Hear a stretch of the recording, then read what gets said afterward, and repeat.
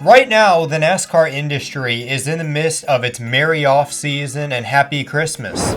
Everyone is relieved for the time off considering the 38-week grind, but this varies based on how each driver performed in the season. While there are some drivers that are reflecting on such an amazing season where they saw personal growth and achievement, there are other drivers in the field that performed so horribly throughout the season that by week 10 they were arguably like Jeff Hammond with the noose around his neck. In this, I'm telling you, this is all I can take. Somebody please put me out of my misery.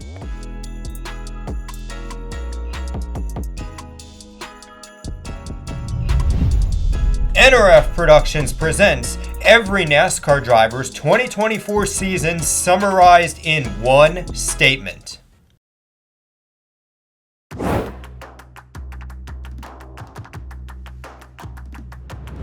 An incredible year of growth for Nick Sanchez, and the best part is that he didn't have to kill anyone in Homestead. Even as his arch nemesis Hailie Deegan left the series, those kickboxing lessons probably came in handy for Dean Thompson, who again disappointed in a Tricon truck. Grant Enfinger successfully won races and competed for a championship with an organization that couldn't even run top 15 last season. Corey Heim proved again that he's a generational talent. Honestly, I'm patiently waiting to see how Toyota is going to screw up Heim's development like they have with multiple young drivers in the past. Yeah, he was an improvement over Hailie Deegan, but I was expecting a little more from a driver that was Mr. Clean in 2023. The NASCAR Craftsman Truck Series Mendoza line.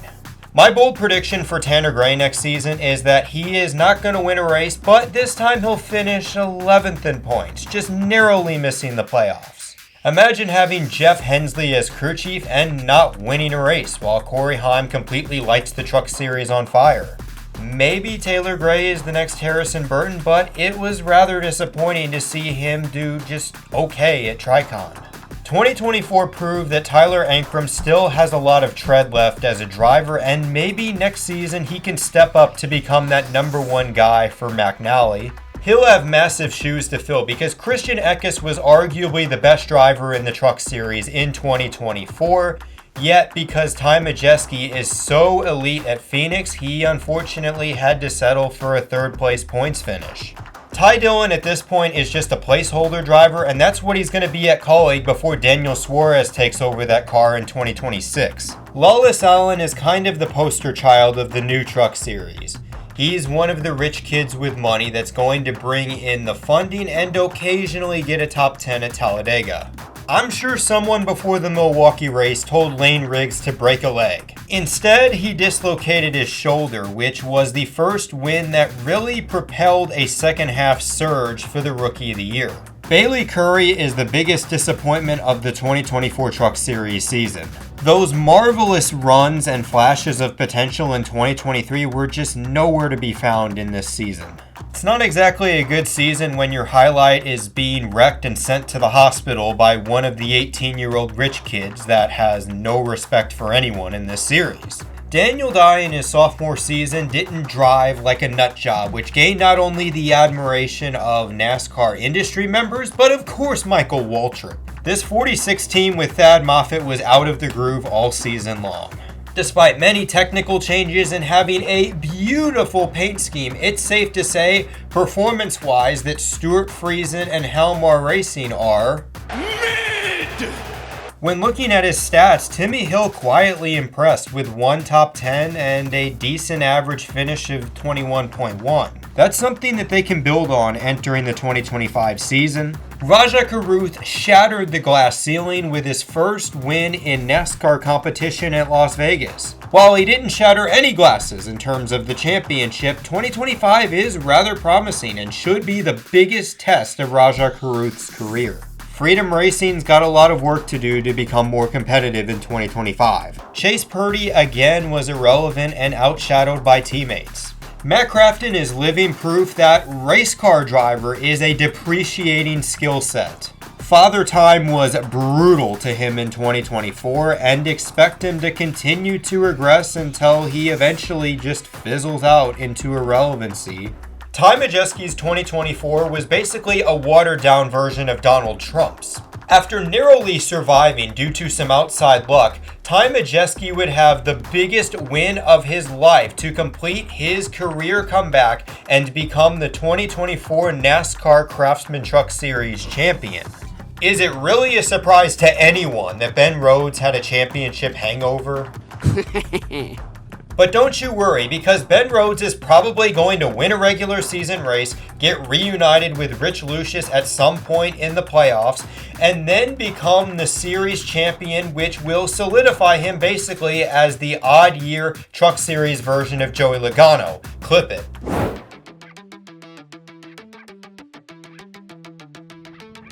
Cole Custer was stone cold in his championship defense until the last few laps at Phoenix. Sam Mayer's 2024 was a wasted opportunity because he has the youth, he has the potential, he has the ability to come up in clutch situations, but he cannot put together a consistent stretch of races to save his life. This is the one thing that's going to prevent him from being a superstar, and he has to clean that up with Haas Factory Team in 2025. As the guys on DBC would say, there's a lot to love about Jesse Love, except that he's likely going to waste his career at Richard Childress Racing. Maybe Anthony Alfredo should have used those dude wipes on his face at Phoenix, considering that he was so triggered to where he had to right hook a driver into the wall. 2024 was 7th heaven for Justin Allgaier. Considering all the things that have went wrong in Justin Allgaier's career, what a great story to see him become a forever NASCAR champion.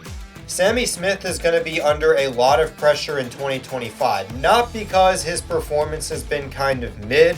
No, it has nothing to do on the track and everything to do with that they changed the number 8 font on his car for 2025. Look, I don't own a house, so I don't shop at Menards, but Brandon Jones, just scan my thumbtacks, bro. You suck. Josh Williams, driving full-time for a decent car, reacted a lot like Donald Trump when he finally had all the lights shining down right on him. No, get those lights off! Off! They're too bright, turn them off! 2024 was an atrocious year mentally for all those simps that spend their hard-earned money on OnlyFans creators. Case in point, Hailie Deegan's laughably awful rookie season in the Xfinity Series. AJ Allmendinger's return to Xfinity was disappointing, but he did get to go out as a full-time Xfinity driver competing for a championship. Man, imagine if Sheldon Creed just outright skipped the Xfinity Series like Zane Smith, Todd Gilliland, and Carson Hocevar did. Instead, now he's chronically stuck finishing second in NASCAR's second-tier series. Austin Hill has the weirdest personality in NASCAR as a hard-working, blue-collar guy that also has the immaturity and entitlement of a 15-year-old boy. If only Jeb Burton's career wasn't completely wasted to where maybe he could actually get a decent ride. Hopefully Parker Retzlaff isn't repeating the same mistakes that has plagued Jeb Burton's career. Although he may be on the wrong side of NASCAR politics considering that he didn't push Kyle Busch to the win at Daytona.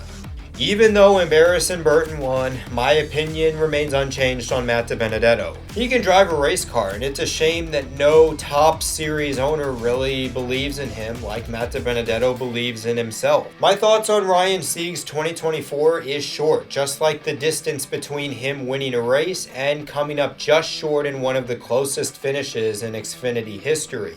Not a bad season for Leland Honeyman Jr. and Young's Motorsports in their first full-time Xfinity season. For Ryan Ellis and Brendan Poole, they may be alphas, but unfortunately they're stuck on an organization like Beta Prime. Parker Kligerman's potential was wasted, but hey, he made some spiked lemonade out of the lemons that were given to him throughout his career. Jeremy Clemens continues to be a threat on super speedways, but still needs a lot of work at getting more competitive at other tracks. Hopefully the career of Chandler Smith isn't wasted because he was really consistent and won multiple races with Joe Gibbs Racing. There is absolutely no reason as to why he should not be in a full-time top-tier car for 2025, but here we are.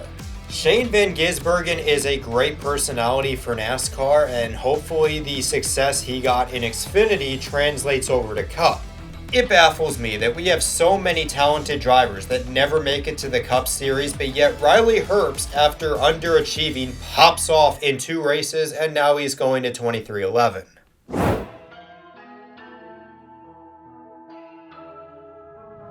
Non-playoff driver Ross Chastain won a race and had a consistent season. However, NBC just wants me to reiterate that Ross Chastain, a driver not good enough to make the playoffs, won a race in the playoffs as a driver that didn't make the playoffs. Steel-toe Cindric kept his foot in it at Gateway when Ryan Blaney ran out of fuel to make his second playoffs in 3 seasons. 2024 is going to be remembered as the year where Austin Dillon lost all of his racing credibility on one Sunday night at the Richmond Raceway. Despite being an old rookie, Josh Berry showed he does have potential, especially at your traditional NASCAR tracks like Richmond and Darlington. Kyle Larson in 2024 did some Kyle Larson things. Stepped out of his comfort zone, ended up running the Indy 500 and did well. But at the same time, you also have head-scratching things like saying he's better than Max Verstappen and then crashing in the next race. Brad Keselowski proved in 2024 that he doesn't need to join the Kentucky Derby to win races. Wow, all it took was for Corey LaJoie in one race at Pocono to basically become an internet meme and rot the brains of NASCAR fans down to mush. I'm Kyle Busch. You know, the Chevy's too damn slow. I can't catch up to these goddamn Toyotas. These Penske boys got me beat to hell. 2024 was another year of the Chase Elliott status quo. Being consistent but not having the speed of his teammates, disappointing in crown jewel races, and the continued NPC talking points of Chase Elliott doesn't have any personality. Noah Gragson redeemed himself with a rare sophomore surge. Denny Hamlin is getting closer and closer to becoming the NASCAR equivalent of the involuntary, child-free liberal woman. I can only imagine that dead look in his eye every single time he's going to be asked about how he's the greatest driver to never win a championship. The last few months of 2024 were rather depressing to be a Ryan Blaney fan. Not just because Ryan Blaney had 2 soul-crushing losses in the final 3 races, but also young Ryan Blaney is off the market as a happily married man. Chase Briscoe has shown that he's a driver that can push the edge yet be clutch, and he is going to do well at Joe Gibbs Racing, unless James Small decides to completely waste his career. Wow, Chris Buescher really missed the playoffs because NASCAR decided to paint the line crooked at Kansas. So Martin Truex Jr. didn't have the 2024 that he wanted, but you know what? He's still a future first ballot Hall of Famer, and he will be remembered as a driver that overcame adversity to win multiple races, including the 2017 championship. He's an underrated driver, and honestly, it kind of sucks that he didn't really get the retirement tour that other guys like Gordon, Stewart, and Jr. had.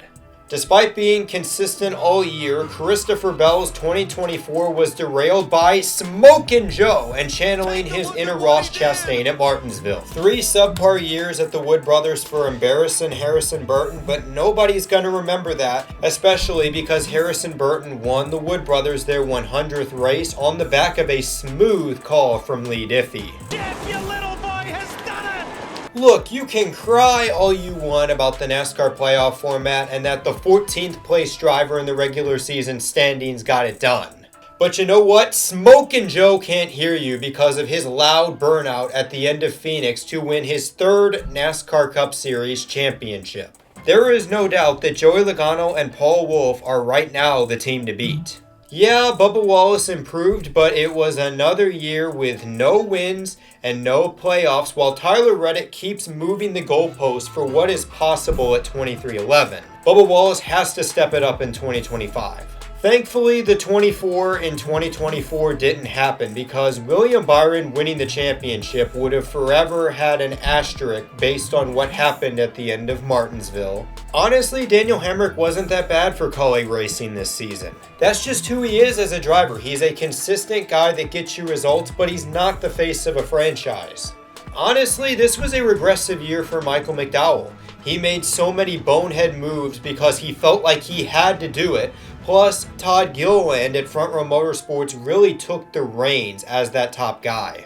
The future's bright for Todd Gilliland, especially now that they have Chris Lawson coming over to where maybe they rekindle that magic from the Truck Series. Another year of the potential of Ryan Preece getting completely wasted. Thankfully, he was saved by Brad Keselowski, and now 2025 is his first big shot at being a superstar in the Cup Series. John Hunter Nemechek lived up to his nickname, and you know what? It honestly wasn't his fault. Wow, Legacy Motor Club, another year of wasting the potential of Eric Jones. You do realize that this is a driver that shouldn't be fighting tooth and nail to finish in the top 25. Get better, because you guys are pathetic. Yeah, Tyler Reddick is a legitimate driver, but what he did at Homestead to make his first NASCAR championship is something that is going to be replayed for years, even decades on end. Even though JTG Doherty Racing regressed, Ricky Stenhouse Jr. now has back-to-back seasons with a win. One can only wonder where Ricky Stenhouse Jr. would be at in his career if he had that one top-tier team owner that decided to give him a chance in Cup. Blake Harris is the MVP of the 2024 NASCAR Cup Series season. On a side note, Alex Bowman is overhated, and there's a lot to look forward to with this 48 team in 2025. Justin Haley took a chance on himself, and the result of that is getting likely a Tier 1 ride with Rodney Childers in 2025. Ty Gibbs was Jekyll Hyde, beginning with some promise and development as a driver to the lows of not even making it out of the round of 16 and a lot of abysmal finishes. Died 2001, born 2024. Welcome back, Casey Atwood. This Carson host of our kids got a lot of stuff as long as he doesn't completely fumble his potential with more idiotic decisions. Daniel Suarez narrowly saved his job at Trackhouse Racing, and now he's going to have to go through all of this again considering that Connor Zilic is coming up the ranks. So if you guys enjoyed this video, be excited because NRF Productions is back. There's also some great content coming out on Fuel Cell Full, so I encourage you to subscribe to my second channel. Other than that, this is Nathan for Digital Gas House.